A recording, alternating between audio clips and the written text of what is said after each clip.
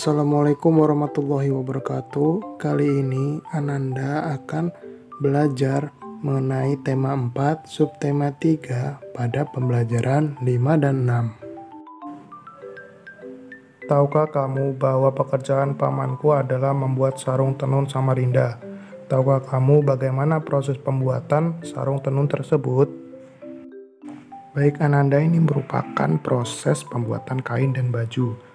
Yang pertama, proses bunga kapas dipetik, kemudian bunga kapas itu dipintal menjadi kapas, kemudian prosesnya berubah menjadi benang, dan benang tersebut ditenun untuk menjadikan kain, dan kain itu juga diproduksi untuk membuat pola baju. Kemudian pola baju itu dijahit sesuai model yang sudah ditentukan. Setelah proses menjahit dan melakukan produksi, jadilah baju. Jelaskan proses pembuatan baju seperti gambar di atas.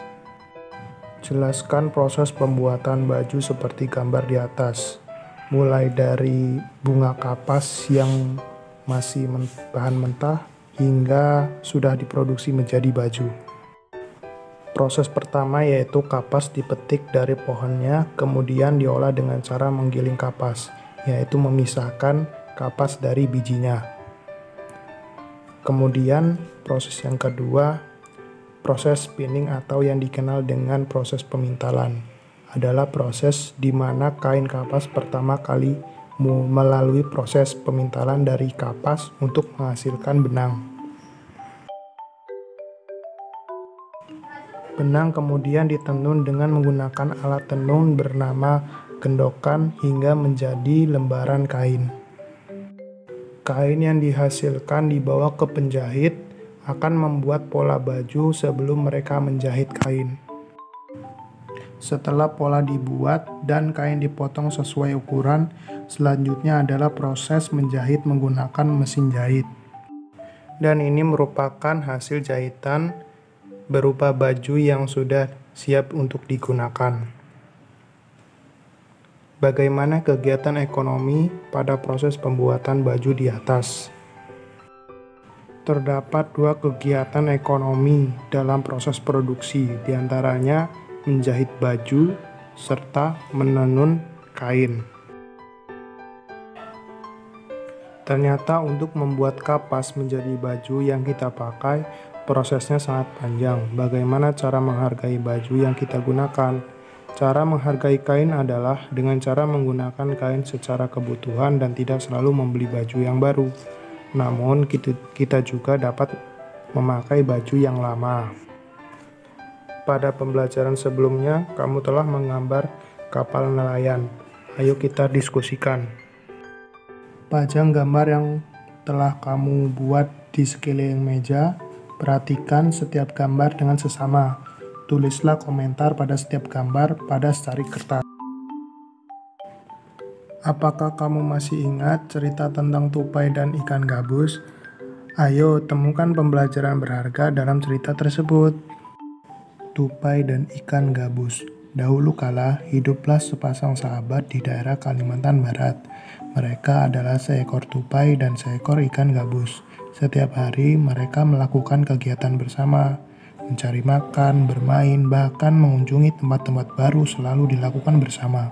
Suatu hari, tupai tidak melihat gabus, sahabatnya. Ia mencarinya ke tempat biasa gabus tinggal. Saat bertemu, tupai sangat kaget. Gabus terlihat lesu, ternyata ia sedang sakit. Tupai sangat sedih.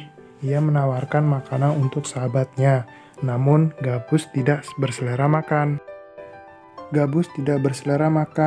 Gabus hanya menginginkan satu jenis makanan yang diyakini dapat menyembuhkan penyakitnya. Tupai berjanji akan mencari demi sahabatnya. Setelah gabus mengatakan makanan yang dapat menyembuhkan penyakitnya, tupai sangat kaget. Ia harus mencari hati ikan hiu. Ikan hiu sangat ganas. Tidak terpikir olehnya ia bisa mendapatkannya. Namun tupai bertekad untuk mendapatkannya. Ia ingin sahabatnya sembuh. Tupai kemudian melompat dari satu pohon kelapa ke pohon kelapa lainnya yang dekat dengan tepi pantai. Saat menemukannya, ia melubangi satu kelapa dan membiarkannya air habis. Kemudian sang tupai masuk ke dalam kelapa. Angin kencang membuat kelapa jatuh ke pantai, dan ikan hiu memakannya. Di dalam perut ikan, tupai kemudian keluar dari kelapa dan menggigit hati ikan hiu. Ikan tersebut mencoba bertahan sampai kehabisan tenaga. Ombak besar membawa ikan hiu ke tepi pantai. Saat itulah tupai keluar dari mulut ikan hiu dan membawa hati ikan kepada sahabatnya. Sampai di tempat ikan gabus, tupai kemudian memberikan hati ikan hiu untuk dimakannya. Beberapa hari kemudian, tupai melihat sahabatnya segar kembali. Betapa senangnya tupai melihat ikan gabus sehat seperti sedia kala. Tulislah pesan moral dari cerita tupai dan ikan gabus tersebut. Cerita ikan gabus dan tupai adalah tolong-menolong terhadap sesama akan membawa pada kedamaian dan kebahagiaan. Apakah pada cerita tupai dan ikan gabus, kamu menemukan sikap-sikap yang baik dan sikap yang kurang baik? Tuliskan pada kolom di bawah ini. Sikap apa yang perlu aku contoh? Sikap yang baik. Yang pertama, tupai dan ikan gabus selalu mengerjakan segala sesuatu bersama-sama. Yang kedua, tupai berusaha menolong ikan gabus dengan sepenuh hati. Sedangkan sikap yang tidak baik, yang pertama, ikan gabus tidak mendengarkan perkataan tupai. Yang kedua, tupai membunuh ikan hiu untuk diambil hatinya. Apakah kamu sering menemukan sikap yang baik dan sikap yang tidak baik di sekitarmu? Tuliskan pada diagram berikut.